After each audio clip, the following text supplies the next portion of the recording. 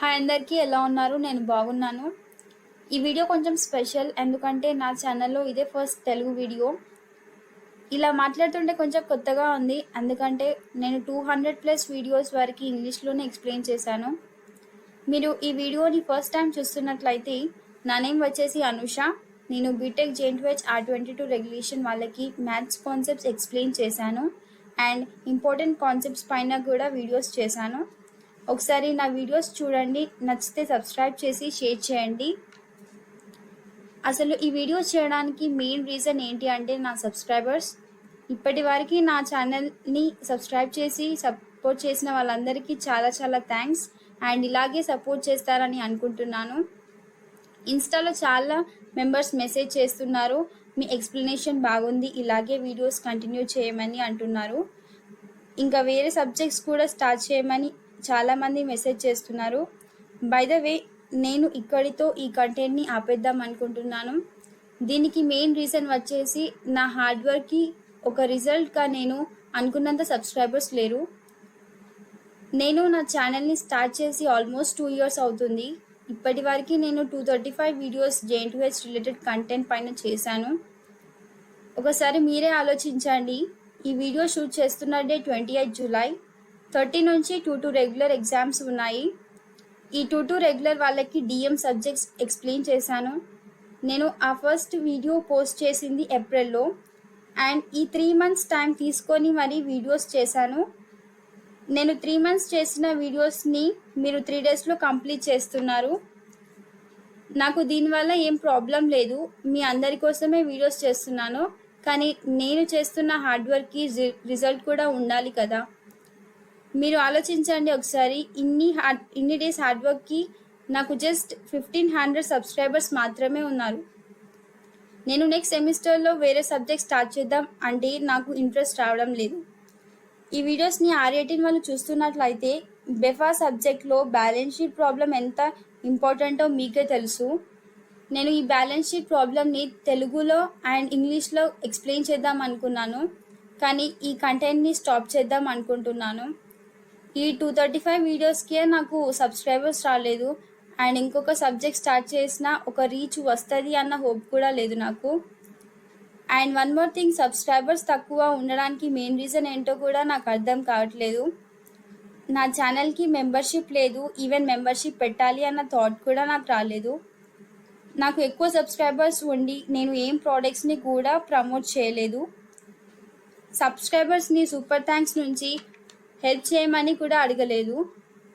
నాకు మీరు చేసే హెల్ప్ ఏంటి అంటే అది నా ఛానల్కి సబ్స్క్రైబ్ చేసుకోవడమే. నా సబ్స్క్రైబర్స్కి చెప్పేది ఏంటి అంటే మీకు తెలిసిన వాళ్ళకి నా ఛానల్ని షేర్ చేయడమే. నెక్స్ట్ డెసిషన్ తీసుకున్నాను అంటే నేను ఇప్పటి వరకు చేసిన కంటెంట్ ఎగ్జామ్స్ టైంలో మాత్రమే యూజ్ అవుతుంది, కానీ నేను ఇప్పుడు స్టార్ట్ చేసే కంటెంట్ మీకు ఫ్యూచర్లో చాలా యూజ్ అవుతుంది. సో ఆ కంటెంట్ ఏంటి అంటే నా నెక్స్ట్ వీడియోస్లో మీకే తెలుస్తుంది. నేను తీసుకున్న ఈ డెసిషన్ ఎలా ఉంది అనేది కామెంట్ చేయండి. నేను జస్ట్ జేఎన్టీయూ రిలేటెడ్ కంటెంట్ని మాత్రమే స్టాప్ చేశాను. మీకు ఏ సబ్జెక్ట్ పైన ఎలాంటి డౌట్స్ ఉన్నా కామెంట్ ఆర్ ఇన్స్టాలో మెసేజ్ చేయండి అండ్ మీకు ఎలాంటి పీడిఎఫ్స్ కావాలన్నా షేర్ చేస్తాను. Here is the new subject, that is MSF, and let's see the unit 1. In this unit 1 we have the topics like greatest common divisors and prime factorization, and the second topic is congruences. So first let's discuss about the greatest common divisors and the prime. So here is a new chapter in MSF, that is a unit 3. In unit 3 we have the 2 parts, that is continuous probability distributions and the fundamental sampling distributions. These are the 2 parts. So first let's discuss the first part. Let's start another chapter, that is unit 4. So it is estimation and test of hypothesis. So in this we will have the 2 parts. One is estimation and another one is, let's see how to find probability of standard normal distribution in CalC, that is Casio FX 991 ES plus. So here we are finding out the probability, nothing but we are finding. Here is a new subject, that is PPS, which is known for programming for problem solving. And the unit 1 we have introduction to programming. In this first, let's start the new subject, that is discrete mathematics. We also call it as a DM. And here the first unit we are having mathematical logic.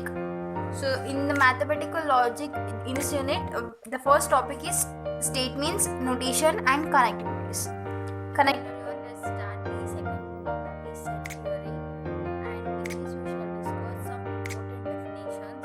This is just like an introduction to the unit 2, and based on the hello everyone, this is the new chapter, that is unit 5. The unit 5 chapter name is graphs, and if you like my content, please do subscribe to my channel. So this is very one of the easy chapter among all the 5 units. So first let's see, this is an introduction to the graphs. So first graph. Hello everyone, we shall start the new chapter in the discrete mathematics subject, which is unit 4. It is elementary combinatorics, and this is about the basics of counting, about the sum rule and the product rule. And if you like my content, please do subscribe to my channel. So the basics of counting are the, here we go with the most important topics and 1 mark questions of all units of the subject matrices and calculus. The first unit, that is matrices. Here I'll explain about the important concepts of applied physics. First we go with the unit 1, that is quantum physics and solids. In this chapter we have 2 parts. Here we go with the important concepts and 1 mark questions of the subject programming for problem solving, that is PPS. And from the unit 1, unit 3 and unit 5 I have included all the topics because these 3 chapters are the most important one. And then here we go with the unit 1, introduction to programming, creating, compiling, and we shall see the important concepts from the ODVC subject. From the unit 1, that is first order ordinary differential equation, 1 or 2 questions compulsorily on the Newton's law of cooling for the 5 marks or 10 marks. So Newton's law of cooling is the most important topic. You can expect the 1 or 2 questions from this topic, and that can be asked for concepts and important. Here is the important concepts and important questions from the EDC subject. The first thing I want to say you is that don't miss any questions from the unit 1, unit 3 and the unit 4 questions, because these are the very easy and simple chapters which you can score the more marks. Here we shall see the important concepts for BW subject. Let's go with the unit 1 first. Unit 1 is DC circuits. From these DC circuits, the topics are VI relation of R. Let's see some of the important questions for the DS subject. So these questions will help you to score good marks as well as to pass the exam. So first, before entering to the important questions, we are having some tips to pass the data engineering subject of JN2H. Here let's discuss the important questions from the software engineering subject of JN2H R22. Let's see all of the important questions unit wise. So first, before entering to the important questions, we are having some tips to pass the software engineering subject. So the first, algorithms and let's discuss the algorithms and programs in the operating system subject, and especially for the JN2H R22 students. So here let's discuss the algorithms and the programs present in the operating system subject. So first let's see the algorithms. Hello everyone, let's discuss the important questions and tips to pass the operating system subject, and this is especially for the JN2H R22 students. So before entering into the important questions, we are having some tips to pass the operating system subject. Hello everyone, I hope you all are doing well, and here I am with a new subject called ODVC, that is ordinary differential equations and vector calculus. In this we have the unit 1 called first order, is another new chapter, that is vector differentiation. So in this chapter we will do the differentiation of the vectors. So here vector point function, a function which individual components I, j, k is known as vector point function. So the components I. Here is a new chapter, that is Laplace transforms. Let's see the definition of this.